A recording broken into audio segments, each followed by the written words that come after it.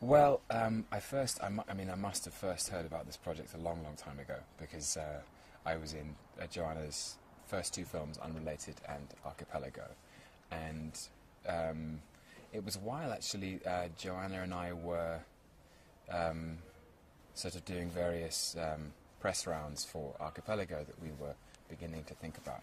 Well, she was beginning to think about what her third film would be about. From quite an early stage, Joanna knew that the central couple were going to be older. They were going to be in sort of middle-aged, mid-40s, and that I would have a sort of, if I wanted to, would have a smaller role in a more supporting capacity.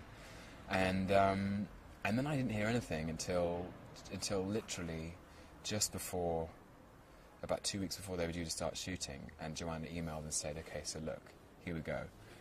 Here's my pitch.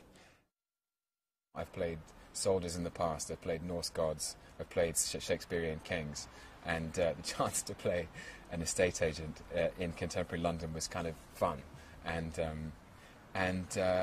I hope it's funny. I hope it comes off as sort of this very naturalistic, incidental humour where the audience are having to look between the cracks in their fingers because the things that I'm saying are so cringe making. They've both been amazingly courageous in kind of stripping themselves emotionally and bringing a lot of their own personality to the table and being really honest about where they're at in their lives, what they want, what they feel they failed at, what they're hoping for in the future. I think for two people who haven't, done much acting before, that's quite exciting for me because they've shown enormous bravery. And by bravery I mean a willingness and a commitment to be vulnerable and open and ruthlessly truthful, i.e. not to go for the easy answer, not to kind of display any kind of superficial charisma, just be like, it is what it is. And yeah, I'm very excited about seeing their performances.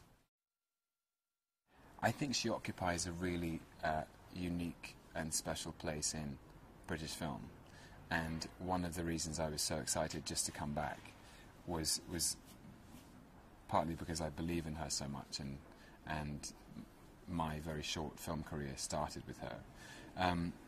But I think that within British cinema at the moment, she is forging ahead on a path that's very distinctly unique, in that she is making very grown-up films about grown-ups, and she's writing characters that aren't that are very really insecure, and by which I mean I don't mean they're necessarily fragile. They're constantly shifting as real people shift and grow. Quite often we like to believe in the construction of our identity, if you see what I'm saying. We like to believe that we are, we could put all the vital statistics and characteristics of ourselves on a piece of A4 paper, and Joanna is wise enough to know that no human being is as simple as that. As an actor, being free to improvise, being free not to have to hit marks necessarily, it feels great. Because somehow you can come up with stuff that's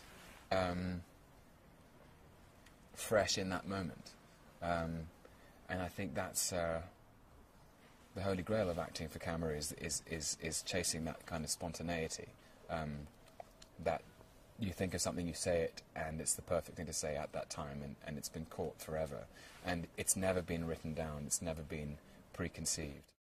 Joanna's style, her taste is so refined that she's interested in almost in expression and communication between the words.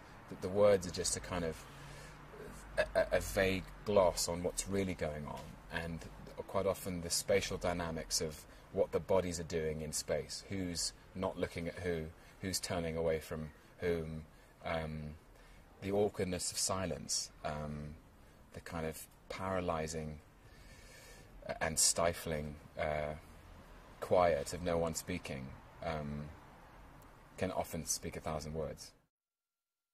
The one thing I hope is that there's at least a recognition from the audience that